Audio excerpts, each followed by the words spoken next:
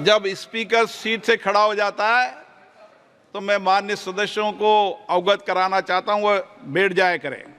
ये मैं पहली बार कह रहा हूं, मुझे 5 साल कहने का अवसर नहीं मिलना चाहिए। दूसरी बार स्पीकर बने ओम बिरला का यह पहला अल्टीमेटम है।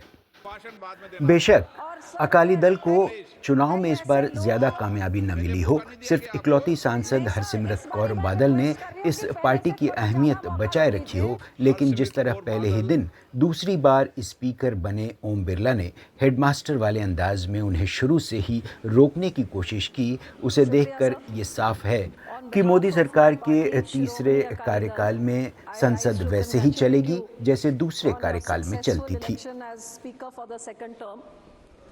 सर, एक छोटे से राज्य की छोटी सी रीजनल पार्टी का एक लौता मेंबर जो चौथी बारी यहाँ पहुँचा है,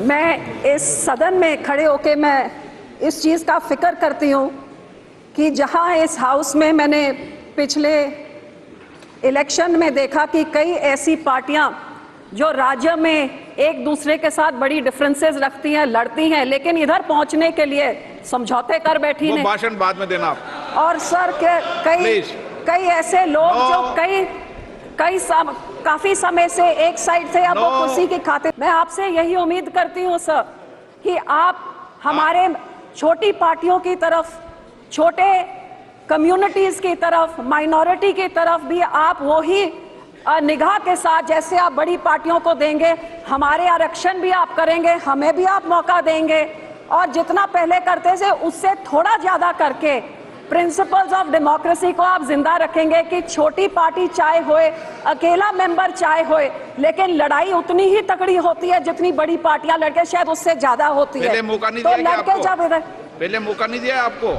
सॉरी सर, पहले मौका नहीं दिया गया आपको। नहीं सर, इस बारी मैं रिक्वेस्ट कर रही हूँ कि पहले से थोड़ा ज्यादा मौका दे दीजिए।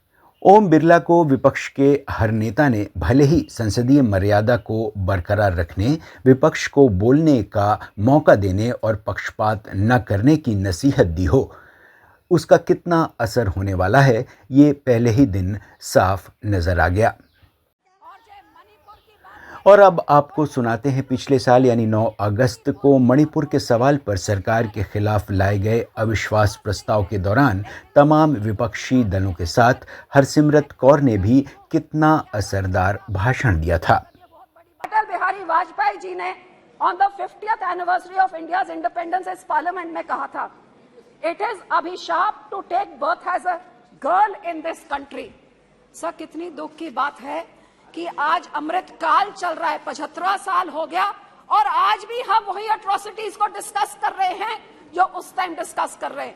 What happened in Manipur is totally shameful and it is एक ह्यूमैनिटी के ऊपर एक कलंक है और उसकी जितनी सख्त निंदा करी जाए वही कम है। मैं पूछना चाहूंगी कि इस सरकार की माइनॉरिटी कमीशन क्या कर रही है? ये बोले नहीं, गए नहीं। माइनॉरिटी कमीशन के हेड क्या कर रहे हैं? कितनी बारी मणिपुर गए, कितनी बारी नू गए हैं?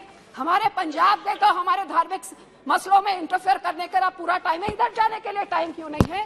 तो मैं हाथ जोड़ के सरकार को विनती करती हूँ कि राम के लिए इस अमृत काल में ये धर्म की राजनीति हर इलेक्शन के पहले इसको बंद करिए, ये जहर देश में मत घोलिए। आज हम यहाँ चर्चा बातें करें बेरोजगारी की, बातें करें गरीबी की, महंगाई की, इन चीजों से ध्यान भटकाने के लिए हम ये सब काम ना करें। मौका नहीं दिया गया आपको। ऐसी तमाम आवाजें जो पिछली बार संसद में उठी तो दबा दी गईं और सरकार अपनी मनमानी करती रही, लेकिन विपक्ष को उम्मीद है कि इस बार उसकी आवाज़ असरदार तरीके से उठेगी और निरंकुश तरीके से एक तरफा कार्रवाई नहीं चलेगी। तो क्या लोकसभा अध्यक्ष ओम बिरला अपनी दूसरी पारी में ऐसा होने देंगे? पहले दिन के उनके तेवर से तो ये मुश्किल ही लग रहा है। शुक्रिया सर।